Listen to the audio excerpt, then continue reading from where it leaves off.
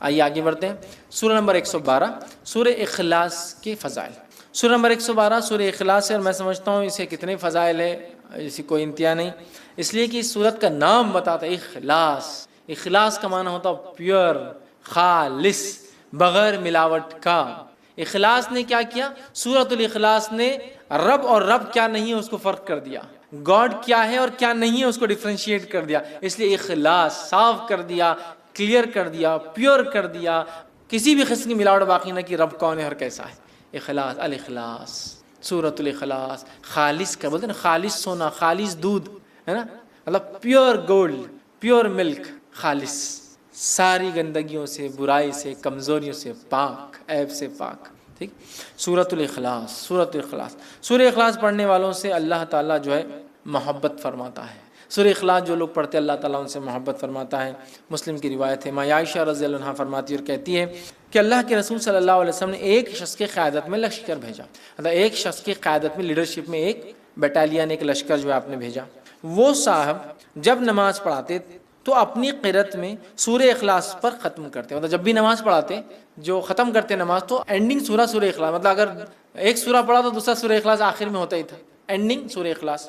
آنے کے بعد لوگوں نے کہا اللہ کے رسول صلی اللہ علیہ وسلم یہ صاحب کیا کرتے تھے، ہر نماز کے اینڈ میں سورہ اخلاص ایڈ رہتا تھا ان کا ایڈیشن. تو ختم کرتے. جب لشکر واپس آیا تو لوگوں نے رسول اللہ صلی اللہ علیہ وسلم ذکر کیا. آپ صلی اللہ علیہ وسلم نے ارشاد فرمایا اس سے دریافت کرو ایسا کیوں کرتا تھا.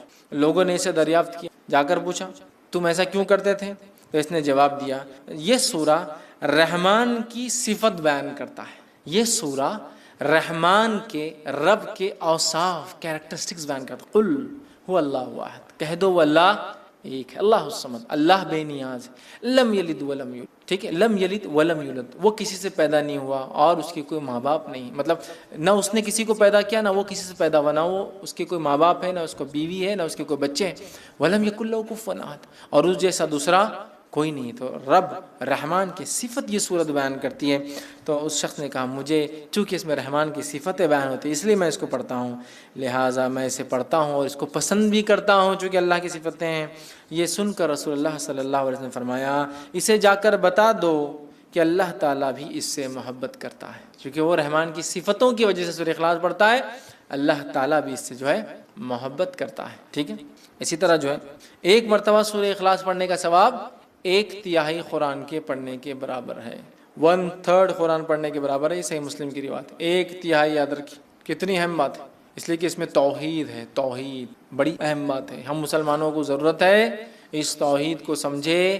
جس توحید کے کلمے کو، جس کو ہم کہیں گے، جس توحید کے سورت کو پڑھنے کا ثواب 1/3 قرآن کے برابر ہے، اس توحید کو سمجھیں. ہم توحید کو کبھی نہیں سمجھتے، اللہ ہم پہ رحم کرے، اور شرک میں ہماری زندگیاں گزری چلی جا رہی. ٹھیک ہے، یہ بڑی خطرناک بات ہے، ہمیں توبہ کرنا چاہیے. تو سورہ اخلاص کی ضرور ہم تفسیر پڑھے، یاد رکھیں. ٹھیک. اسی طرح سورہ اخلاص سے محبت اور اس کی کثرت سے تلاوت جنت میں جانے کا باعث ہے.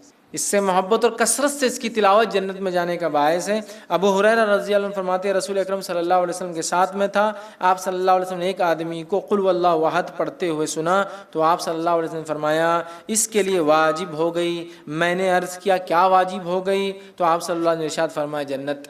سورہ اخلاص پڑھا، آپ نے فرمایا اس کے لیے واجب ہو گئی. میں نے پوچھا کیا واجب ہو گئی اس کے لیے؟ تو کہا جنت. تو ابو کیا لگ رہا؟ صرف قل واللہ احد اللہ الصمد لم یلد ولم یولد ولم یکن لہ کفوا احد، جنت میرے واجب ہو گئی. یہ کلمے کے مطابق میری پوری زندگی گزرے مجھ پر جنت. یہ کلمے کے مطابق میری پوری زندگی گزرے اور میری موت اخلاص توحید پر ہی آئے، یہ میرے لیے واجب ہے. اب جنت مجھے. تو آپ سمجھ رہے ہیں کتنی اہم بات ہے. سورہ اخلاص معمولی نہیں، یاد رکھیں. اسی طرح جو ہے 10 مرتبہ سورہ اخلاص پڑھنے والے کے لیے جنت میں ایک گھر تعمیر کر دیا جاتا ہے. اب آپ دیکھیے غور سے، یہ پہلی صورت آئی جس میں کوانٹٹی آئی کتنی بار پڑھنا ہے. باقی کسی میں بھی کوانٹٹی نہیں تھی اب تک. تو آپ جس کو بولیں گے آپ تعداد مت طے کیجیے اب صورت میں کتنا پڑھنا ہے، بس پڑھتے جائیے. یہاں کوانٹٹی ہے. اگر اس نیت سے 10 بار پڑھی جائے کہ اس سے جو ہے جنت میں گھر چاہیے تو پھر اسی کوانٹٹی فکس ہے، پھر 10 بار ایک ساتھ پڑھنا ہے. آئیے حدیث کے الفاظ. مسند احمد کی روایت ہے. معاذ بن انس رضی اللہ عنہ فرماتے اور کہتے ہیں رسول اللہ صلی اللہ علیہ وسلم فرمایا جس نے قل واللہ احد آخر تک 10 بار پڑھی اس کے لیے اللہ تعالیٰ جنت میں گھر تعمیر کرتے ہیں. جس نے سورہ اخلاص کو 10 بار پڑھا اللہ تعالیٰ اس کے لیے جنت میں ایک گھر تعمیر کرتے ہیں. سمجھ رہے ہیں بات کو؟ گھر تعمیر کرتے اللہ تعالیٰ کس شخص کے لیے؟ جو سورہ اخلاص کو 10 بار پڑھتا ہے، یاد رکھیے۔ تو آپ دیکھیے کتنی بڑی فضیلت ہے کہ 10 ٹائمز کا ریسیٹیشن جنت میں ایک گھر، مذاق نہیں یار، مذاق نہیں، ٹھیک ہے۔ اسی طرح شیطان کے وسوسوں سے بچنے کے لیے سورہ اخلاص پڑھ کر بائیں جانب، ٹھیک، بائیں مطلب لیفٹ ہینڈ جو ہے 3 مرتبہ تھوکنا چاہیے۔ یہ وسوسے جو کنٹینیو آتے ہیں نا، اس کا بھی علاج ہے اس کے اندر، ٹھیک ہے۔ حدیث کا الفاظ سنیے، جو ہے ابو داؤد کی روایت ہے، جو ہے ابو سلمہ بن عبد الرحمن رضی اللہ عنہ کہتے ہیں کہ رسول اللہ صلی اللہ علیہ وسلم کو میں نے فرماتے ہوئے سنا ہے کہ ایک وقت آئیں گا لوگ ایک دوسرے سے بہت زیادہ سوال کریں گے، بہت زیادہ سوال کریں گے، حتیٰ کہ ایک کہنے والا کہیں گا اچھا مخلوق کو اللہ نے پیدا فرمایا۔ ایک آدمی آ کے کیا سوال کریں گا؟ اچھا مخلوق کو اللہ نے پیدا کیا، تو پھر اللہ کو کس نے پیدا کیا؟ وہ شک ڈال لیں گا، مخلوق کو اللہ نے پیدا کیا تو اللہ کو کس نے پیدا کیا؟ جب لوگ ایسی باتیں کریں گے تو کہنا، جب لوگ ایسی باتیں کریں گے تمہارے سامنے تو تم کیا کہنا؟ اللہ احد، اللہ الصمد، لم یلد ولم یولد ولم یکن لہ کفوا احد۔ خطرناک وسوسہ ہے نا، اللہ کو کس نے پیدا کیا، ٹھیک ہے۔ یہ پڑھ لینا، اللہ ایک ہے، اللہ بے نیاز ہے، اس نے کسی کو نہیں پیدا کیا، اس سے کوئی پیدا نہیں ہوا، اور اس کا ہمسر اس کے برابر کوئی نہیں ہے۔ پھر 3 مرتبہ بائیں طرف لیفٹ ہینڈ کی طرف تھوک کر شیطان سے اللہ تعالیٰ کی پناہ طلب کرنا۔ ادھر تھوکنا ہے لیفٹ ہینڈ، اعوذ باللہ من الشیطان الرجیم، یہ پڑھ کر 3 بار تھوک کر شیطان سے اللہ تعالیٰ میں پناہ لینا، اعوذ باللہ من الشیطان الرجیم پڑھنا۔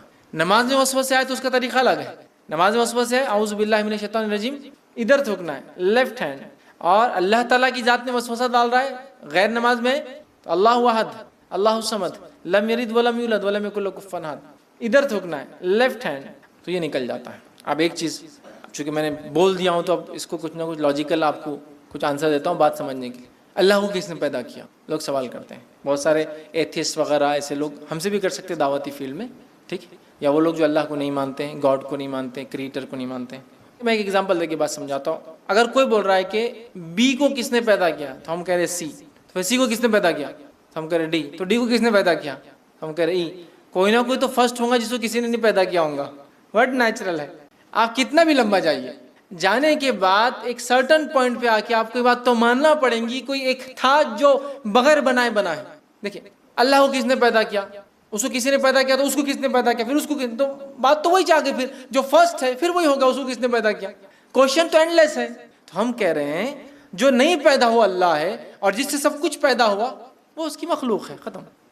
کوئی بتا بی کو کس نے پیدا کیا تو آپ بول رہے نہیں سی تو ہوں گا نا کوئی، تو میں بول رہا سی کو کس نے پیدا کیا تو آپ ڈی ہوں گا، اچھا ڈی کو کس نے کیا تو ای ہوں گا، تو اینڈ لیس چلتی جا رہی بات۔ تو کوئی نہ کوئی ایک ہے ذات جس سے ابتدا ہونا چاہیے پورے کائنات کی، لیکن اس بات پہ زیادہ غور و فکر نہیں کرنا چاہیے۔ میں نے صرف لاجیکل آپ کو ریزننگ کے لیے بات کہا، فکر کرنا نہیں چاہیے، اور ایسے کبھی خیالات آئے تو اللہ میں پناہ مانگنا چاہیے شیطان مردود سے، اعوذ باللہ من الشیطان۔ اور طریقہ بھی اب ہم کو پتہ چل گیا، یا ایمان کی کمزوری کی جو دعا ہے وہ بھی آپ پڑھ سکتے کسی بھی چیز میں، رضیت باللہ ربا وبالاسلام دینا وبمحمد نبیا۔ یہ خاص طور سے ایسے سوال کو لائے تو آپ نے فرمایا اللہ احد، اللہ الصمد، لم یلد ولم یولد ولم یکن لہ کفوا احد، اعوذ باللہ من الشیطان الرجیم۔ یہ اس کا طریقہ ہے، ختم۔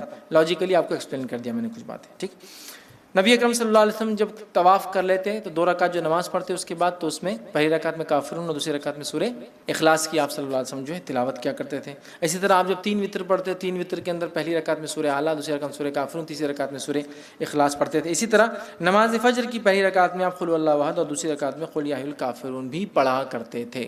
شارٹ نماز پڑھتے تھے، یہ لمبی پڑھے تو سورہ اعلیٰ ہے نا، اور دوسری چیز سورہ جمعہ ہے، سورہ منافقون ہے، وہ ہے بہرحال تو آپ پڑھا کرتے تھے۔ آئیے آگے بڑھتے، یہاں دیکھیے بات واضح ہو رہی ہے، اور ایسی کئی آیتیں ہیں، سینکڑوں آیتیں قرآن میں کہ نبی کی اتباع کرنے والے کے گناہ معاف ہو جاتے ہیں، اور نبی کی موجودگی میں تیز آواز سے بات کرنا بھی اعمال کو برباد کرنے کے لیے اور جہنم میں جانے کے لیے کافی ہوتا ہے۔ دونوں ہی بات یاد رکھیں، نبی کی اتباع گناہوں کو معاف کر دیتی ہے، اور نبی کی نافرمانی اس حد تک کہ نبی کے موجودگی میں تیز آواز سے بات کرنا بھی انسان کے جو ہے گناہوں کو معاف کر دے، جو ہے انسان کے جو ہے نیکیوں کو اگر نبی کی موجودگی میں تیز آواز سے بات بھی کرے تو اس کی نیکیاں برباد ہو جاتی ہے، یاد رکھیے، اس کے نام عمل خالی ہو سکتا ہے۔ سورہ جو ہے حجرات اٹھا کر آپ دیکھیے، ابتدائی آیت اسی پر ہے، نبی کی موجودگی میں تیز آواز بھی نہیں کرنا ہے، یاد رکھیے، یہ بات بڑی اہم ہے۔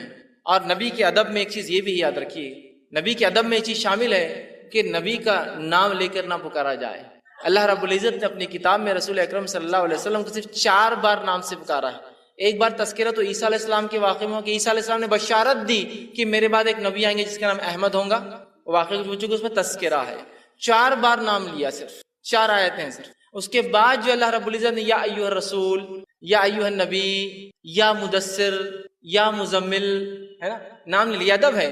ان لوگوں کو غور سے سننا چاہیے جو دھڑلے سے چلا چلا کر یا محمد یا محمد، پتہ نہیں کتنی بار بول رہے ہیں، یہ ادب ہے نبی کا، اور پتہ نہیں گا رہے ہیں اس کو، اور پتہ نہیں گانے میں 1000 بار وہ نام آ رہا ہے۔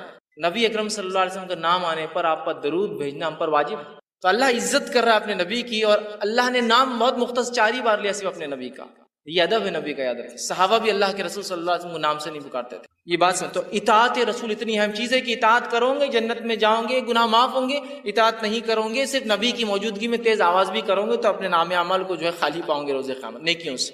تو نبی کی اطاعت، فرما برداری، یہ بڑی اہم چیز ہے۔ صحیح بخاری کی روایت ہے، نبی اکرم صلی اللہ علیہ وسلم فرمایا، کہا کل امتی یدخلون الجنۃ الا من ابا، میرے سارے کے سارے امتی جنت میں جائیں گے سوائے ان کے جو انکار کر دے۔ سوال ہوا، پوچھا گیا، قیل من ابا یا رسول اللہ، اے اللہ کے رسول صلی اللہ علیہ وسلم کون انکار کریں گا جنت میں جانے سے؟ فرمایا، قال من اطانی دخل الجنہ، جس نے میری اطاعت کی وہ جنت میں جائیں گا، ومن عصانی فقط ابا، جس نے میری نافرمانی کی اس نے خود جنت سے انکار کر دیا دنیا کے اندر۔ بڑی اہم باتیں یاد رکھیے۔ تو ہم اطاعت رسول کو اپنے اوپر لازم جان لیں اور ہر زندگی کے شعبے میں یاد رکھیں۔ تیسرا وہ کام جس کے کرنے سے انشاءاللہ اللہ ہمارے گناہوں کو معاف کریں گا، ہم کو پاک کر دیں گا، صاف کر دیں گا، وہ ہے کبیرہ گناہوں سے اپنی نفس کو بچانا۔ قرآن میں اللہ رب العزت فرماتا ہے، سورہ نساء سورہ نمبر 4 آیت نمبر 31 میں، اور کہا ان تجتنبوا کبائر ما تنہون عنہ نکفر عنکم سیئاتکم وندخلکم مدخلا کریما، کہ اللہ فرماتا ان تجتنبوا کبائر، کہ اگر تم کبیرہ گناہوں سے اگر بچتے رہو جس سے تمہیں روکا گیا ہے، نکفر عنکم سیئاتکم، تو ان کبیرہ گناہوں سے بچنے کی بنیاد پہ ہم تمہارے گناہوں کو دوسرے معاف کر دیں گے۔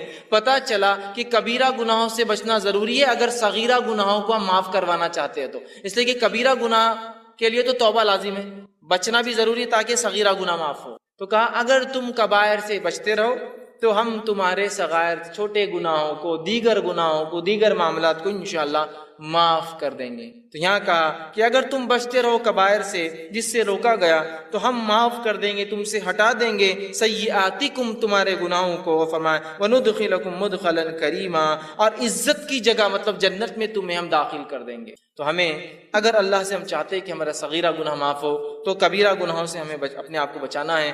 صحیح مسلم کی روایت ہے، ابو ہریرہ رضی اللہ عنہ حدیث کے راوی فرماتے ہیں، غور سے سنیے، آپ نے فرمایا 5 نمازیں جمعہ سے لے کر جمعہ تک اور رمضان سے لے کر رمضان تک، مطلب ایک نماز سے دوسری نماز، ایک جمعہ سے دوسرا جمعہ، ایک رمضان سے دوسرے رمضان تک، آپ فرما رہے ہیں رمضان المبارک تک اپنے درمیانی گناہ جو وقفے میں ہوتے ہیں ان کو معاف کروا دیتے ہیں۔ ایک نماز سے دوسری نماز کی جو گناہ ہوتا ہے وہ معاف کروا دیتی ہے۔ ایک جمعہ سے دوسرا جمعہ آدمی جب تک پڑھتا ہے تو وہ جمعہ سے جمعہ تک ایک آنے والا جمعہ پچھلے گناہوں کو معاف کر دیتا ہے، اور ایک رمضان سے اگلے رمضان آنے تک جب انسان اس میں اچھے عمل کرتا ہے تو اللہ اس کے گناہوں کو سال بھر کے، مطلب ڈیلی، ویکلی اور ایئرلی گناہ کیسے معاف ہوتے بتایا جا رہا، نماز سے نماز، جمعہ سے جمعہ، رمضان سے رمضان۔ تو آپ نے فرمایا گناہ معاف ہو جاتے ہیں، مطلب یہ معاف کروا دیتے ہیں۔ معاف کرنے والے نہیں، گناہوں کو دور کرنے والے اعمال ہیں، بس شرط ہے کہ اب یہ تینوں کب ورک کریں گے، کنڈیشن اپلائیڈ۔ نماز سے نماز کب گناہوں کو معاف کروائیں گی، جمعہ سے جمعہ کب گناہوں کو معاف کروائیں گا، رمضان سے رمضان کب گناہ معاف ہوں گے؟ آپ نے فرمایا بس شرط ہے کہ، کنڈیشن اپلائیڈ ہے کہ کبیرہ گناہوں سے بچتا رہے۔ ہوں گے بچنا ضروری ہے، نہیں ہوں گے تو پھر انسان کہاں بچیں گے؟ بچنا ضروری ہے۔ میں کبیرہ گناہوں سے اپنی نفس کو بچاتا رہتا ہوں تو لہٰذا میرے صغیرہ بھی معاف ہو جائے۔ ایک نماز سے دوسری نماز، ایک جمعہ سے دوسرا جمعہ، ایک رمضان سے دوسرا رمضان، تب معافی ہوں گی جب ہم کبیرہ گناہوں سے بچتے رہیں۔ ورنہ بہت سارے لوگ ہوتے ہیں، یہ ہم لوگ ان باتوں کو سن لے جو حدیث میں آ رہی ہے، ارے بہت اچھی باتیں، اور کبیرہ گناہ سے نہ بچے تو پھر یہ باتیں معافی نہیں دلوانے والی، اس لیے کہ کبیرہ گناہ جو ہے بغیر توبہ کے معاف نہیں ہوتے ہیں۔ اسی طرح چوتھا عمل جو قرآن میں آتا ہے کہ جو انسان اگر اختیار کرے تو اس کے گناہ پچھلے معاف ہو سکتے ہیں، جو خطا کاریاں، جو اس نے جو ہے برے کام، جو سیاہ اعمال وہ کر چکا ہے جس سے اس کی زندگی پہ دھبے لگے ہیں اور وہ اگر آخرت میں چلا جائے اس کا رب معاف نہ کرے تو وہ جہنم میں جائیں گا، وہ ہے سچائی کو اختیار کرنا۔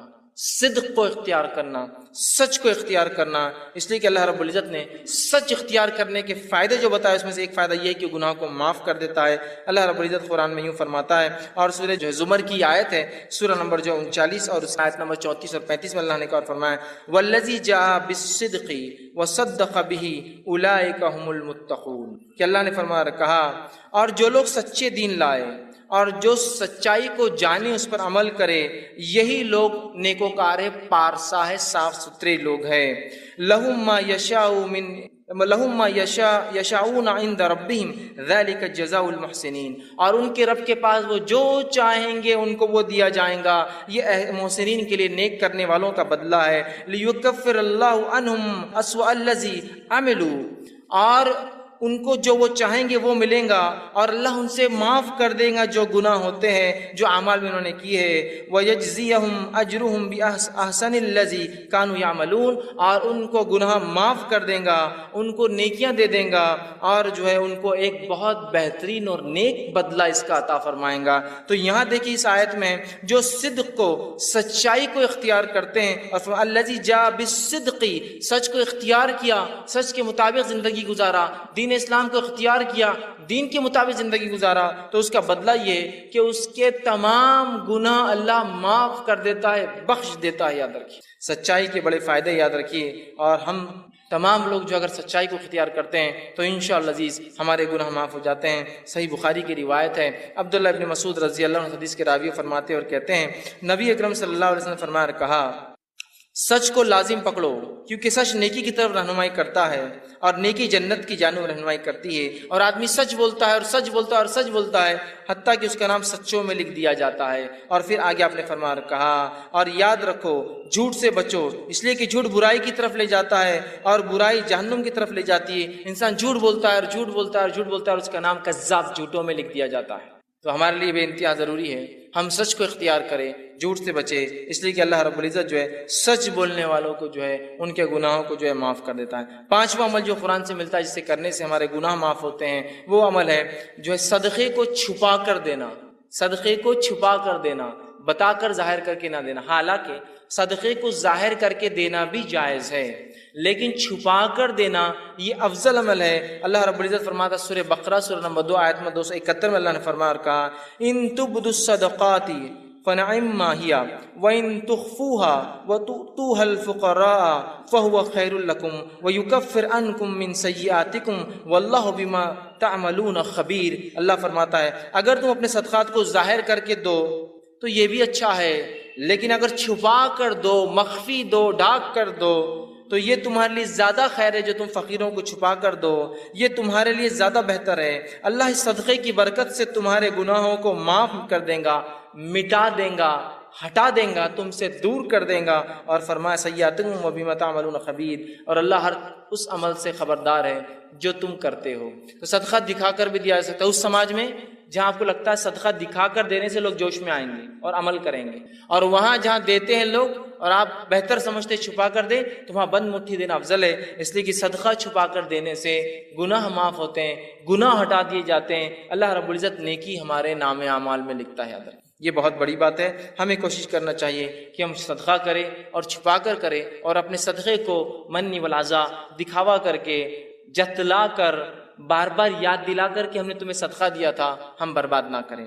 آئیے چھٹا عمل جو ہم کو ملتا ہے قرآن سے، جس کے کرنے سے ہمارے گناہ معاف ہو سکتے ہیں، اللہ مٹا دیں گا، وہ ہے اللہ سے جو ہے ڈرنا، اور بغیر دیکھے ڈرنا۔ چونکہ ہم نے اللہ کو دیکھا نہیں ہے، اس کے بعد بھی اس کی اگر کوئی شخص خشیت اختیار کرتا ہے، ڈر اختیار کرتا ہے، اللہ گناہ معاف کرتا ہے۔ یہ بات کو اللہ رب العزت سورہ ملک سورہ نمبر 66 آیت نمبر 12 میں فرما کہا ان الذین یخشون ربهم بالغیب لهم مغفرۃ واجرا کبیر۔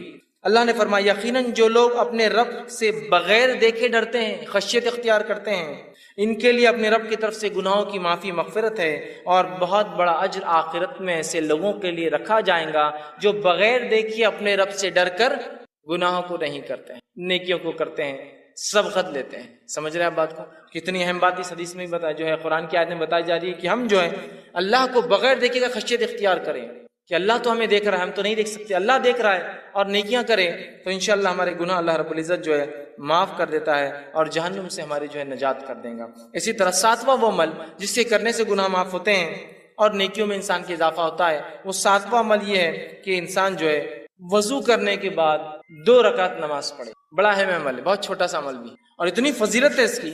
صحیح بخاری کی روایت ہے، آپ صلی اللہ علیہ وسلم فرمایا اور کہا، حدیث کے الفاظ دیکھیے ایسے ہیں کہ آپ صلی اللہ علیہ وسلم کے تعلق سے عثمان رضی اللہ فرماتے ہیں، اور ان کے غلام اس حدیث کو روایت کرتے ہیں جن کا نام حمران تھا، وہ کہتے ہیں کہ عثمان ابن عفان رضی اللہ عنہ نے ایک مرتبہ وضو کا پانی منگوایا، میں نے وضو کا پانی لایا، آپ نے وضو کو اچھی طرح کیا، پہلے اپنے ہاتھوں کو 3 بار دھویا، پھر جو ہے کلی کی اور ناک میں پانی 3 بار لیا، پھر چہرے کو 3 بار دھویا، پھر سیدھے ہاتھ کو کونیوں تک اچھے سے 3 بار دھویا، پھر الٹے ہاتھ کو کونیوں تک 3 بار اچھے سے دھویا، پھر سر کا مسح کیا، کانوں کا خلال کیا، اور اس کے بعد اپنے دونوں پیر، سیدھے پیر الٹے پیر کو ٹخنے تک دھوئے، اور اس کے بعد فرمایا اور کہا کہ جو شخص ایسا وضو کرے 3 بار جس طرح سے میں نے بتایا ہے، اور فرمایا اور اس کے بعد 2 رکعت نماز پڑھ لے، اس کو تحیۃ الوضو کہتے ہیں، یہ کر لے ایسا عمل وضو مکمل، پھر جا کے 2 رکعت نماز پڑھے، اس کو تحیۃ الوضو کہتے ہیں، تو وہ فرماتے ہیں رسول اکرم صلی اللہ علیہ وسلم فرمایا کہ اللہ اس کے پچھلے تمام گناہ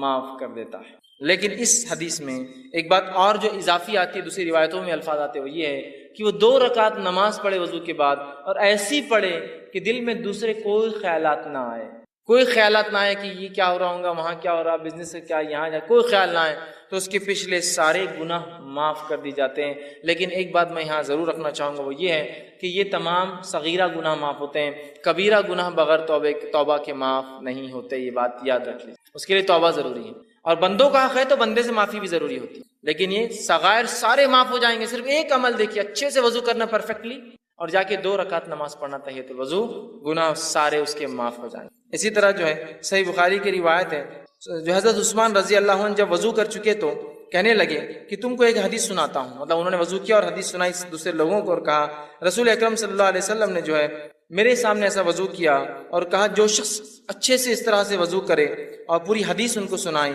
اور اچھی طرح وضو کرنے کے بعد 2 رکعت نماز پڑھے، تو اس نے جتنے گناہ کیے ہوں گے اس نماز کی وجہ سے دوسری نماز تک، مطلب ایک نماز سے دوسری نماز تک وہ سارے گناہ بھی معاف، مطلب ایک انسان نے وضو کیا، وضو کرنے کے بعد ایک نماز پڑھی، سمجھ لیجیے تحیۃ الوضو نہیں، ایک نماز پڑھی، اگر یہ نماز کیا پھر دوسری بار وہ مسجد میں آتا ہے، پھر اچھے سے وضو کرتا ہے اور نماز پڑھتا ہے، تو یہ نماز سے وہ نماز تک بھی اس سے گناہ معاف ہو جاتے ہیں، اور اوپر والی روایت میں تھا کہ سارے گناہ معاف ہو جاتے ہیں۔ تو دیکھیے کتنی بڑی باتیں بتائی جا رہی ہے صرف وضو کر کے اچھے سے نماز پڑھنے پر۔ 8واں پوائنٹ جس کے کرنے سے 8ویں بات جس سے حدیث میں آتا ہے کہ گناہ معاف ہو سکتے ہیں، وہ یہ ہے کہ نماز کے لیے اچھے سے وضو کرنا، جہاں وضو کے بعد نماز پڑھنا گناہ کو معاف کرتا ہے، وہیں اپنی ذات سے وضو کرنا بھی گناہوں کو معاف کرتا ہے، یاد رکھیے، جہاں اچھے سے وضو کر کے نماز پڑھنا ثواب دیتا ہے، وہیں صرف اچھے سے وضو کرنا بھی انسان کے گناہ معاف کر دیتا ہے۔ اس سے ایک بات جو پتہ چل رہی ہے، اور بھی حدیثیں بھی آگے آ رہی ہے جو پتہ چلیں گے، وہ یہ ہے یہ تمام باتیں اس شخص کے لیے جو مسجد آتا ہے اور نماز پڑھتا ہے۔ نمازی جو نہیں ہے اس کے لیے سارے دروازے بند ہو جاتے، دیکھیے خود دیکھیں وضو کون کرے گا؟ جو نماز پڑھتا ہے۔ تحیۃ الوضو کون پڑھے گا؟ جو نماز پڑھتا ہے۔ تحیۃ المسجد کون پڑھے گا؟ جو نماز پڑھتا ہے۔ نفل اور مؤکدہ اور فرض کون پڑھے گا؟ جو نماز پڑھتا ہے نا؟ تو یہ ثواب سارے نمازیوں کے لیے۔ اب جو آدمی نماز نہ پڑھتا ہو تو اندازہ لگائے اس کے گناہ کتنے بڑھ رہے ہیں، اور صاف کرنے کا کوئی راستہ ہی نہیں ہے اس کے پاس۔ تو مسجدوں سے اپنا رشتہ جوڑ لے، ہم یاد رکھیے، تاکہ جانے انجانے میں جو گناہ ہو رہے سب معاف ہوتے جائیں گے ایک کے بعد ایک۔ کہ تو ایک وضو کرا، اچھے سے 2 رکعت پڑھی، سارے گناہ معاف۔ ایک وضو کے بعد نماز پڑھی، اگلے وضو کے بعد نماز پڑھی تو بیچ کے گناہ معاف۔ ساری باتیں تو نمازیوں کے تعلق سے آ رہی ہیں۔ آئیے، وضو خود کرنے سے بھی گناہ معاف ہو جاتے ہیں، اللہ رب العزت گناہوں کو معاف کرتا ہے۔ صحیح مسلم کی روایت ہے، رسول اکرم صلی اللہ علیہ وسلم کے تعلق سے ابو ہریرہ رضی اللہ عنہ فرماتے اور کہتے ہیں، کیا میں تمہاری رہنمائی نہ کروں ایسے کاموں پر جن کی وجہ سے اللہ تعالیٰ تمہارے گناہوں کو مٹا دے؟ اللہ کے رسول نے فرمایا، کیا تمہاری رہنمائی کروں، میں گائیڈنس کروں تمہارا ایسے اعمال کی طرف جن کے کرنے سے اللہ تمہارے گناہوں کو مٹا دیں گا، اور ان کے درجات بھی بلند کریں گا، تمہارے مقامات بھی بلند کریں گا؟ اور لوگوں نے کہا اللہ کے رسول صلی اللہ علیہ وسلم کیوں نہیں، آپ ذرا بتائیے۔ تو آپ صلی اللہ علیہ وسلم نے فرمایا اور کہا، وضو کا پورا کرنا جو ہے سختی اور تکلیف میں، وضو کو اچھے سے کرنا کمپلیٹ، سختی اور تکلیف سے مراد سردی کے دن ہے، پانی ٹھنڈا ہے، گرمی کے دن ہے، پانی گرم آ رہا ہے، اوپر ٹھنڈا گرم ہو چکا ہے دن بھر میں، ہے نا، ہوتا ہے نا۔ تو سردی اور گرمی میں، چونکہ ہم جس علاقے میں ہوتے ہیں ہم کو گرمی کا وضو نہیں معلوم، سردی کا وضو معلوم، صرف تکلیف دہ ہوتا ہے وہ۔ گرمی کا وضو بھی اگر آپ کو دیکھنا ہے تو آپ کبھی دیکھ سکتے ہیں۔ ایک مرتبہ میرا راجستھان کا سفر ہوا پروگرامز کے سلسلے میں، وہاں میں گیا، ایک مقام پہ اترا تو صاحب مجھ سے کہنے لگے آپ کیا غسل لیں گے؟ تو میں نے کہا بہت سفر میں تھکان ہو گئی، بڑا پسینہ، گرمی تھی. تو کہا بیٹے برف کی سیل ڈال دو وہ بکیٹ کے اندر جا کر. وہ پریشان ہوں گے برف کی سیل بکیٹ میں کیوں ڈال دو؟ اور واقعی میں انہوں نے اچھا کیا تھا، برف کی سیل ڈالی تھی بکیٹ میں، ورنہ وہ پانی اتنا گرم تھا کہ آپ ہاتھ بھی نہیں لگا سکتے اس کو. چونکہ گرمی کی وجہ سے وہاں سردی میں جتنا ٹھنڈا ہوتا ہے تو گرمی میں پانی اتنے 50 ڈگری 60 ڈگری تک چلا جاتا ہے گرم. آپ اسے نہ وضو کر سکتے ہیں نہ اسے نہا سکتے ہیں. تو یہاں آپ نے فرمایا تکلیف اور مشقت میں، چاہے سردی کی وجہ سے ہو چاہے گرمی کی وجہ سے ہو، اچھا وضو کرتا ہے، پرفیکٹ وضو. یا ایک معنی یہ بھی ہو سکتا ہے بیمار ہے، بہت مشکل ہوتی ہے کچھ حصوں پہ کرنا، پھر بھی وہ اچھے سے کرتا ہے رک کر انتظار کر کے. یا ایک معنی یہ بھی ہو سکتا ہے معذور ہے، بہت تکلیف ہوتی ہے کہ پھر بھی اچھے سے وضو کرتا ہے اپنے رب کو راضی کرنے کے لیے. تو کہا تکلیف میں، حدیث کے الفاظ سے تکلیف ہے، باقی سردی کی ہو سکتی ہے، گرمی کی ہو سکتی ہے، معذوری کی ہو سکتی ہے، بیماری کی ہو سکتی ہے. اور مسجد کی طرف جو ہے اپنے قدم بڑھاتا ہے جاتا ہے. تو آپ نے فرمایا کہا قدموں کی جو ہے کثرت ہونا اور ایک نماز کے بعد دوسری نماز کا انتظار کرنا جو ہے، یہ فرمایا کہ جو شخص اچھے سے وضو کرے اور مسجد کی طرف جائے، مطلب کثرت سے مسجد کی طرف جاتا ہے اور ایک نماز سے دوسری نماز کا انتظار کرتا ہے، یہ تینوں لوگوں کے گناہ معاف کر دی جاتے ہیں. کون؟ پہلا انسان اچھے سے پرفیکٹ وضو کرنے والا، دوسرا کثرت سے پیدل مسجد جانے والا، اور تیسرا فرمایا ایک نماز کے بعد دوسری نماز کا انتظار کرنے والا. ان کے گناہوں کے تعلق سے فرمایا آپ نے یہ گناہ معاف کر دی جاتے ہیں. آپ نے صحابہ سے پوچھا کیا بتاؤں؟ صحابہ نے کہا بتائیے. آپ نے بتایا گناہ معاف کرنے والے اعمال. دیکھیے یہ باتیں بھی سب نمازیوں کے لیے، پھر یہ بڑی اہم بات ہے. ہم لوگ بس نماز سے جڑ جائیں، مسجدوں سے رشتہ جڑ جائے ہمارا، بس پھر انشاءاللہ عزیز بہت ساری مغفرتیں تو یہیں آتی رہیں گی، بہت سارے اعمال کی معافی ہوتے رہیں گی. اسی طرح جو ہے صحیح مسلم کی ایک بہت لمبی روایت ہے، اس روایت کے آخری الفاظ ایسے ہیں. ایک صحابی تھے جو اللہ کے رسول صلی اللہ علیہ وسلم کے پاس آئے، جن کا نام عمرو بن جو ہے ابسا تھا، اور یہ آ کر ایمان قبول کرتے ہیں. غیر مسلم تھے، ایمان قبول کا، اسلام قبول کرنے کے بعد اللہ کے رسول بہت ساری باتیں کی، بہت لمبی حدیث ہے. حدیث کے آخر میں ایک جملہ آتا ہے، انہوں نے پوچھا اور کہا میں نے عرض کیا اے اللہ کے رسول صلی اللہ علیہ وسلم مجھے وضو کے بارے میں کچھ بتائیے. نبی اکرم صلی اللہ علیہ وسلم نے فرمایا جب تم میں سے کوئی اللہ کا بندہ وضو کا پانی لے کر کلی کرتا ہے اور ناک میں ڈالتا ہے تو اس کے جتنے گناہ منہ سے اور ناک سے ہوئے سارے معاف کر دیے جاتے ہیں. تم میں سے کوئی شخص جب وضو کرتا ہے، کلی کرتا ہے، ناک صاف کرتا ہے تو منہ سے ہونے والے اور ناک سے ہونے والے گناہ جو ہے اس کے نتنیوں سے ہونے والے گناہ سب جھڑ جاتے ہیں.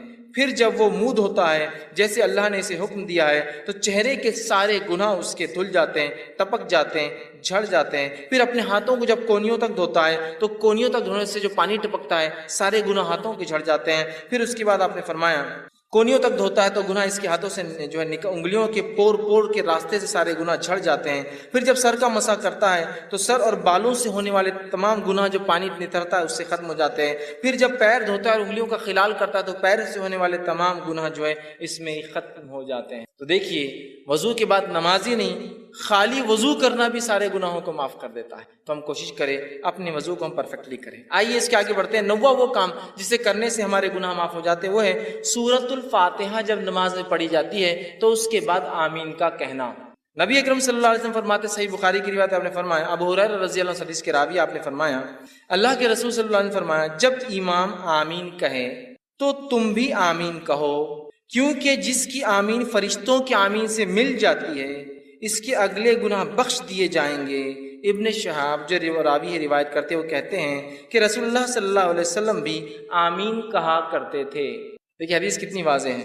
ابو ہریرہ رضی اللہ عنہ فرماتے ہیں اللہ کے رسول صلی اللہ علیہ وسلم نے فرمایا جب امام آمین کہے تو تم بھی آمین کہو. امام کو آمین کہنا چاہیے، اس لیے حدیث کری امام آمین کہے تو تم بھی آمین کہو. حدیث بالکل واضح ہے، بخاری کی روایت. جب امام آمین کہے تو تم بھی آمین کہو. جب تمہاری آمین اور فرشتے بھی آسمان پہ آمین کہتے ہیں اس کے ساتھ اگر مل جائے تو تمہارے اگلے پورے گناہ معاف ہو جائیں گے، ہے نا.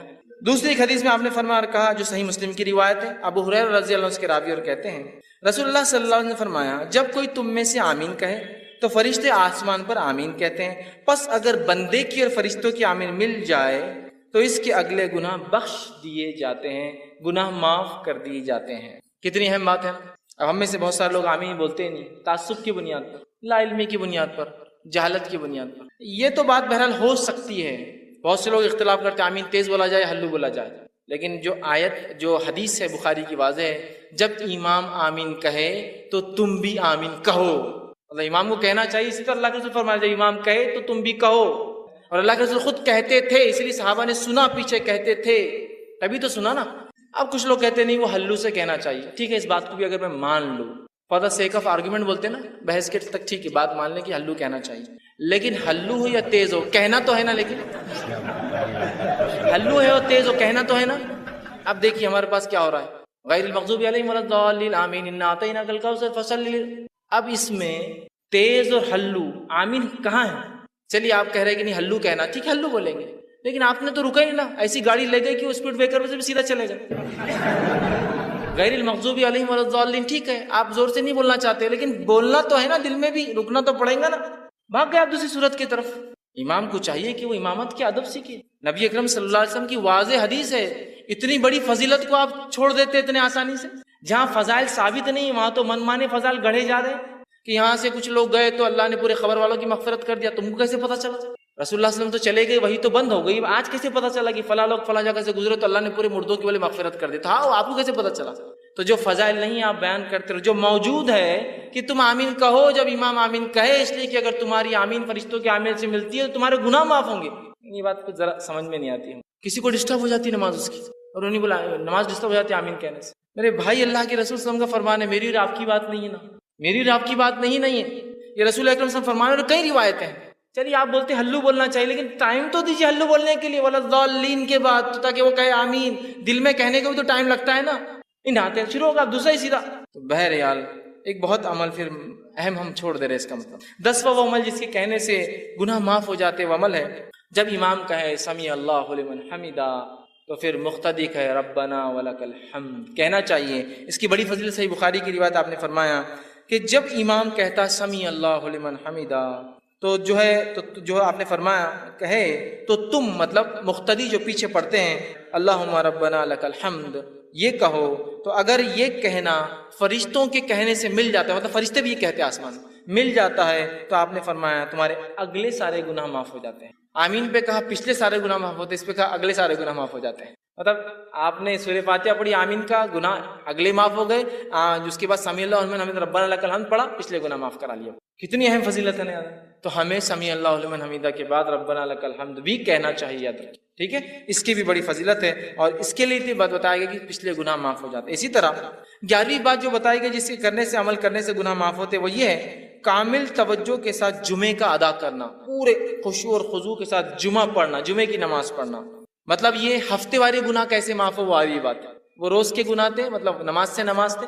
اب ویکلی گناہ کیسے معاف ہو سکتے ہیں ہمارے جمعے سے جمعہ؟ آپ نے فرمایا کہا بخاری کی روایت ہے، سلمان فارسی رضی اللہ عنہ حدیث کے راوی ہے، وہ کہتے ہیں کہ اللہ کے رسول صلی اللہ علیہ وسلم فرمایا کہا جو آدمی جمعے کے دن غسل کرتا ہے اور اتنا پرفیکٹ جہاں تک ہاتھ جاتا ہے اپنے آپ کو اچھے سے صاف کرتا ہے، اچھے سے دھوتا ہے، پھر فرمایا صفائی کرتا ہے جہاں تک بھی ہاتھ جاتا ہے، پھر اپنے تیل میں سے تیل لگاتا ہے، مطلب اپنے بالوں میں تیل لگاتا ہے، پھر اپنے گھر والوں کی خوشبو میں سے خوشبو لگاتا ہے، مطلب اگر میسر نہ ہو خود کی نہ ہو تو گھر والوں کی خوشبو بھی لگا سکتا ہے، لے کر خوشبو لگاتا ہے، عطر لگاتا ہے. پھر کہتے ہیں پھر نکلے اور مسجد میں آئے اور اگلی صفوں میں بیٹھے، آگے بیٹھے جا کر. اس کے بعد جو ہے 2 آدمیوں کو الگ نہ کرے، مطلب پیٹ انگال کے نہ جائے، 2 آدمیوں کو الگ نہ کرے، اگلی صف میں جا کے بیٹھے. اور اس کے بعد جتنی نماز اس کے مقدر میں ہوتی نماز کو ادا کرے، مطلب جتنی ہو سکتی نفل پڑھے، سنت و نوافل کا اہتمام کریں. جب امام خطبہ دیتا ہے تو خاموش رہ کر غور سے اس کے خطبے کو سنیں کہ وہ کیا کہہ رہا ہے، اور اس کے بعد جمعہ ادا کرے. تو ایسے انسان کے ایک جمعہ سے لے کر دوسرے جمعہ تک تمام گناہ معاف ہو جاتے ہیں. جمعہ پڑھنا ہے خشوع اور خضوع کے ساتھ، ویکلی گناہ معاف کروا لینا ہے. اچھے سے نہا، جہاں جہاں ہاتھ جا سکتا ہے، تیل لگایا، خوشبو. دیکھیے کوئی بھی ایسی چیز نہیں جو آپ بولیں ارے بہت مشکل کام دکھ رہا ہے اس میں سے، کچھ بھی نہیں. پھر تیل لگایا، خوشبو لگائی، مسجد گئے، اگلی صفوں میں بیٹھے، لوگوں کو انگالا نہیں، مطلب خالی جگہوں میں سے گئے. اس کے بعد 2 لوگوں کو الگ نہیں کیا، نزدیک بیٹھے، خود خطیب کو غور سے دیکھا، سنا، جمعہ پڑھی. تو ایک جمعہ سے دوسرے جمعہ اس کے سارے گناہ معاف ہو جائے. کتنی بڑی بات بتائی جا رہی ہے. اسی طرح جو 12واں عمل جو ہے جس سے گناہ معاف ہوتے ہیں وہ یہ ہے کہ جو ہے نماز گناہوں کو مٹانے والی ہے. نماز خود بذات ایسا وضو کر کے نماز پڑھنا ہے، وضو کرنا گناہ مٹاتا ہے، نماز بھی گناہوں کو مٹاتی ہے. صحیح مسلم کی روایت ہے، نبی اکرم صلی اللہ علیہ وسلم عبداللہ بن مسعود رضی اللہ عنہ اس حدیث کے راوی وہ کہتے اور فرماتے ہیں ایک آدمی رسول اللہ صلی اللہ علیہ وسلم کے پاس آیا اور عرض کیا اے اللہ کے رسول صلی اللہ علیہ وسلم میں نے ایک عورت کے ساتھ زنا چھوڑ کر باقی سب عمل کیا ہے، صرف زنا نہیں کیا. حدیث کے الفاظ دیکھیے, اس نے کہا یا رسول اللہ صلی اللہ علیہ وسلم, ایک عورت سے میں نے مزہ اٹھایا مدینہ کے کنارے, اور میں نے سوائے جماع کے اس کے ساتھ سب کچھ کیا, زنا چھوڑ کر باقی سب کچھ. آپ میرے بارے میں حکم لگا دیجئے, سزا دے دیجئے, کیا میری سزا ہوتی ہے گناہ کی. ٹھیک. اللہ کے رسول جو ہے صلی اللہ علیہ وسلم کے ساتھ حضرت عمر کھڑے تھے. کہا, حضرت عمر نے کہا, جس گناہ کو تم نے چھپ کر کیا تھا کاہے کو آ کر بتایا لوگوں کے سامنے, توبہ کر لیتے اپنے رب سے خاموشی میں. زنا کی تو سزا ہے, اس کی کوئی حکم نہیں ہے نا, یہ تو گناہ ہے, اس کے لیے توبہ کرنا ہے. تو کہا جو گناہ تم نے چھپ کر کیا تھا اب کاہے لوگوں کے سامنے تم نے آ کر بتایا, چھپا لیتے. ٹھیک ہے. تو وہ شخص وہاں سے چلا گیا. رسول اکرم صلی اللہ علیہ وسلم نے اس کو واپس بلایا, کہا ادھر آؤ. وہ شخص واپس لوٹ کر آیا, اور واپس آنے کے بعد آپ نے کہا اس شخص کو کہا اور فرمایا اور کہا, چونکہ وہ شخص آیا تھا اور اللہ کے رسول کے ساتھ نماز بھی پڑھی تھی, چونکہ اس کی آگے کی تفصیلی روایت آگے آ رہی ہے, وہ میں انشاءاللہ وہ بھی رکھتا ہوں. تو آپ نے فرمایا, کہا اقم الصلاۃ طرفا النہار وزلفا من اللیل, کہ نماز قائم کرو دن کے وقت اور رات کے حصے میں. ان الحسنات یذہبن السیئات, اس لیے کہ نیکیاں گناہوں کو دور کر دیتی ہے. ذالک ذکر للذاکرین, اور یہ قرآن ایک ذکر ہے ان لوگوں کے لیے جو نصیحت حاصل کرتے ہیں, ذکر کرنے والے ہیں. تو یہاں دیکھیے کہ ان الحسنات یذہبن السیئات, نیکیاں جو ہے گناہوں کو مٹا دیتی ہے. چونکہ اس شخص نے نماز پڑھی تھی, آپ نے اشارہ کر دیا نماز پڑھو, مطلب اب تم رب سے اگر معافی مانگنا چاہتے ہو اپنے گناہوں کی تو کثرت سے نماز پڑھو. اسی جو ہے واقعے کے آگے اور تفسیرات صحیح مسلم میں آتی ہے. وہ تفسیرات ایسی آتی ہے کہ ایک شخص نبی اکرم صلی اللہ علیہ وسلم مسجد نبی میں آیا, آپ کے ساتھ آپ بیٹھے ہوئے تھے صحابہ کے ساتھ. آ کر اس آدمی نے کہا اور کہا, اللہ کے رسول صلی اللہ علیہ وسلم مجھ پہ حد قائم کر دیجئے, میں نے ایسا ایسا کام کیا ہے, گناہ کا کام کیا جس سے مجھ پہ حد قائم کر دیجئے. آپ صلی اللہ علیہ وسلم نے اس کا چہرہ اپنا پھیر لیا, وہ سامنے سے آیا, پھر چہرہ پھیر لیا, پھر سامنے سے آیا, پھر چہرہ پھیر لیا, پھر سامنے سے آیا. اذان ہوئی, آپ صلی اللہ علیہ وسلم نے اقامت دی گئی, آپ نے نماز پڑھائی, اس نے نماز ساتھ پڑھی. نماز کے بعد پھر آ گیا اور کہنے لگا کہ مجھ پہ حد قائم کیجیے, میرے سے یہ گناہ ہوئے. تب اللہ کے رسول صلی اللہ علیہ وسلم اس سے کہا اور پوچھا, جس وقت تو گھر سے نکلا تھا تو کیا تو نے اچھی طرح وضو کیا تھا؟ جب تو یہاں کے لیے آیا تھا مجھ سے ملنے تو نماز کا وقت بھی تھا, تو نے گناہ کیا تھا, وضو کر کے آیا. تو اس نے کہا کیوں نہیں, میں نے کیا تھا. اللہ کے رسول صلی اللہ علیہ وسلم پھر فرمایا کہ ہمارے ساتھ تو نے نماز بھی پڑھی؟ تو اس نے کہا ہاں میں نے آپ کے ساتھ نماز بھی پڑھی ہے. تو آپ نے فرمایا, کہا اللہ نے جو ہے تجھے بخش دیا ہے اور تیری کوئی حد نہیں, اللہ نے تجھے معاف کر دیا ہے, تیری کوئی حد نہیں, یاد رکھی. تو یہ روایت اس طرف اشارہ کر رہی ہے کہ انسان جس سے گناہ ہو جاتے ہیں, گناہ ہوئے ہیں جو پاسٹ میں پچھلی زندگی میں اس نے کیے ہیں, اب لوگوں کے سامنے جا کر رسوا ہونے کی ضرورت نہیں ہے. اپنے رب کے سامنے کثرت سے نماز ادا کر, کثرت سے نماز پڑھے, اس لیے کہ نمازیں ان الحسنات یذہبن السیئات, نیکیاں گناہوں کو دھو ڈالتی ہے, مٹا دیتی ہے. تو ہم نماز کی دیکھیے کتنی فضیلت ہے. اس لیے میں نے شروع میں کہا تھا نماز پڑھنے والوں کے بڑے فائدے, اس لیے کہ وہ بہت ساری فضیلتوں کا فائدہ یوں ہی اٹھا لے رہے بغیر سوچے سمجھے. اسی طرح صحیح بخاری کی روایت رسول اللہ صلی اللہ علیہ وسلم نے فرمایا, کہا کہ جو فرشتے شخص کے لیے دعا کرتے رہتے ہیں جو اپنی نماز کی جگہ اس وقت تک بیٹھا ہوتا ہے, جیسا جہاں نماز پڑھی اور وہیں بیٹھا ہوتا ہے جب تک کہ جو ہے اس کا وضو ٹوٹ نہ جائے.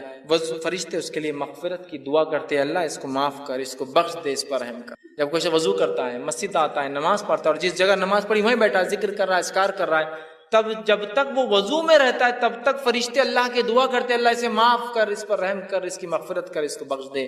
نماز پڑھنا ایک بہت بڑا عمل ہے, یاد رکھیے, اس کو ہم کریں, یہ معاف کر. اسی طرح 13واں وہ عمل جس کے کرنے سے اللہ سبحانہ تعالیٰ ہمارے گناہوں کو معاف کرتا ہے, وہ یہ ہے, اتنا آسان عمل ہے کہ جس کی کوئی انتہا نہیں, یاد رکھیے اس عمل کی.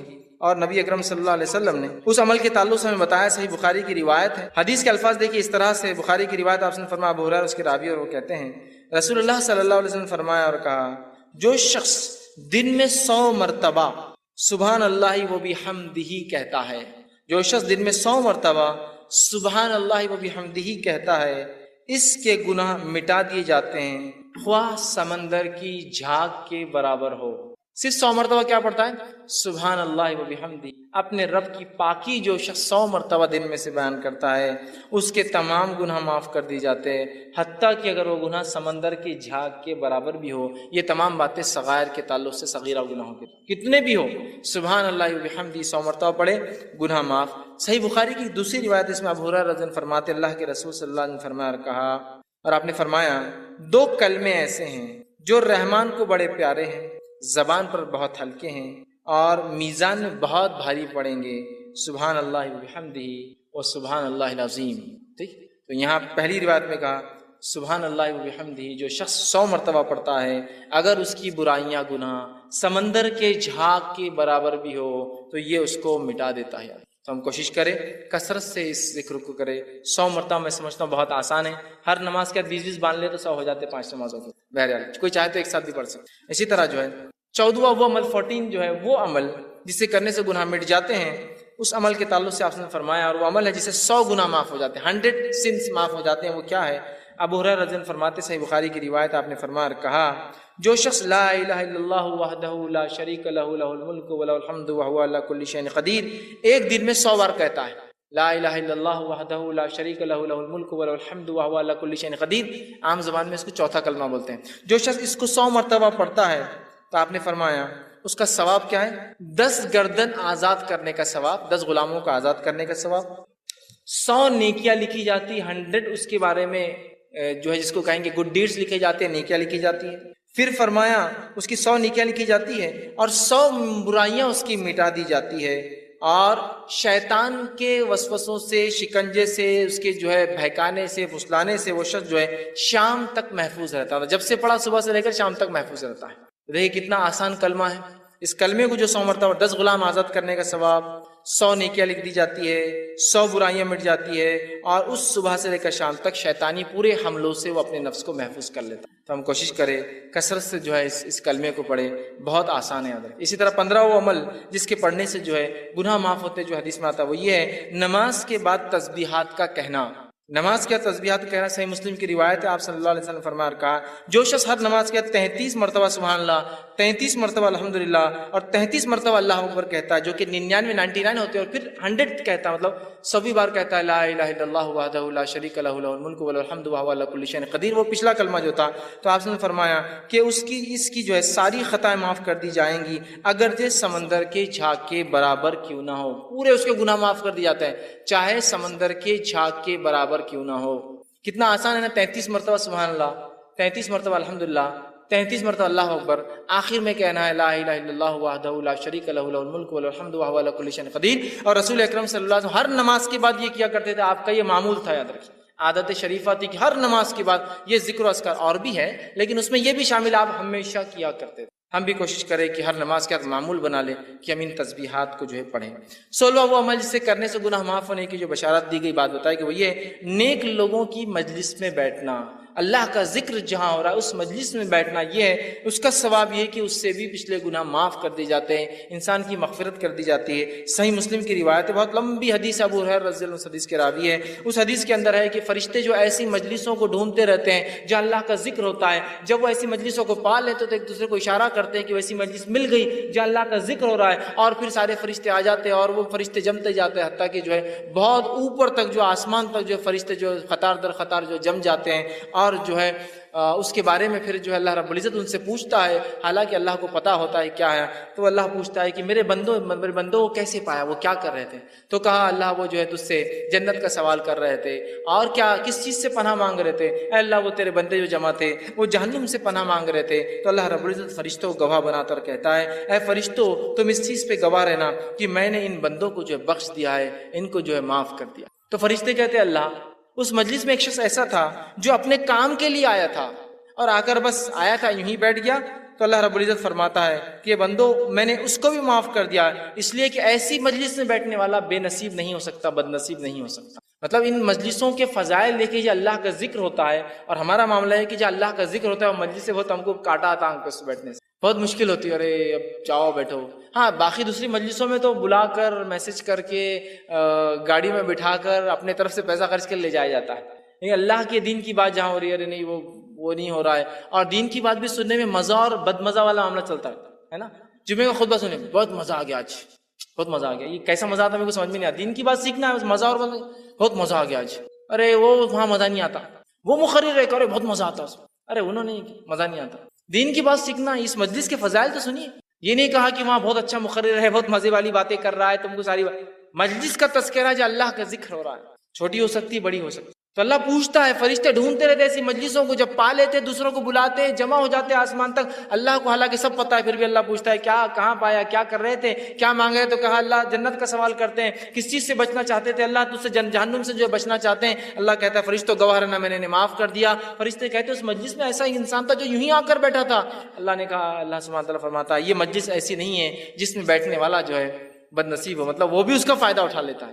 اندازہ لگائیے اللہ کے ذکر کا کتنا بڑا فائدہ ہے۔ ہم کوشش کریں ایسے مجلسوں میں جائیں اور اس کا اہتمام کریں کہ اللہ کا ذکر ہو، ورنہ ہمارے پاس جو مجلسیں ہوتی ہے دنیاوی بات، فالتو باتیں اور پتہ نہیں کیا کیا مجلس سجتی، مجھے بہرحال بتانے کی ضرورت نہیں۔ کوئی حرام کاریوں کی مجلس سے سجا رہا ہے، کوئی برائیوں کی مجلس سے سجا رہا ہے، لوگوں کو دعوت دی جاتی ہے، اور جب دینی مجلسوں کا بات آتا ہے لوگوں کی آنکھ پہ کانٹے کھڑے ہو جاتے ہیں، اس لیے کہ وہاں بہت مشکل ہوتی ہے، وہاں مشکل ہوتی ہے۔ بہرحال اس کو سمجھ نہیں۔ اسی طرح 17واں وہ بات، وہ گناہ، وہ عمل جس سے کرنے سے گناہ معاف ہوتے ہیں، وہ یہ ہے کہ گناہ کی بات فوراً اللہ کی طرف رجوع ہونا۔ گناہ ہوا، اللہ کی طرف رجوع ہو جائیے کہ اللہ مجھ سے یہ گناہ ہوا، اور توبہ کرنا فوراً یہ گناہوں کو معاف کر دیتا ہے۔ ابو ہریرہ رضی اللہ عنہ حدیث کے راوی، بخاری کی حدیث ہے، آپ صلی اللہ علیہ وسلم نے فرمایا کہا، حدیث کچھ اس طرح سے ہے کہ نبی اکرم صلی اللہ علیہ وسلم سے جو ہے آپ نے فرمایا کہا، ایک بندہ ہے جو گناہ کرتا ہے اور گناہ کرنے کے بعد عرض کرتا ہے اللہ مجھ سے گناہ مجھے معاف کر دے۔ اللہ تعالیٰ کہتا ہے فرشتوں سے، اے فرشتوں، میرا ایک بندہ ہے جسے معلوم اس کا ایک رب ہے، اور وہ اس کو معاف بھی کر سکتا ہے اور اس کو سزا بھی دے سکتا ہے اور میں نے اس کو معاف کر دیا۔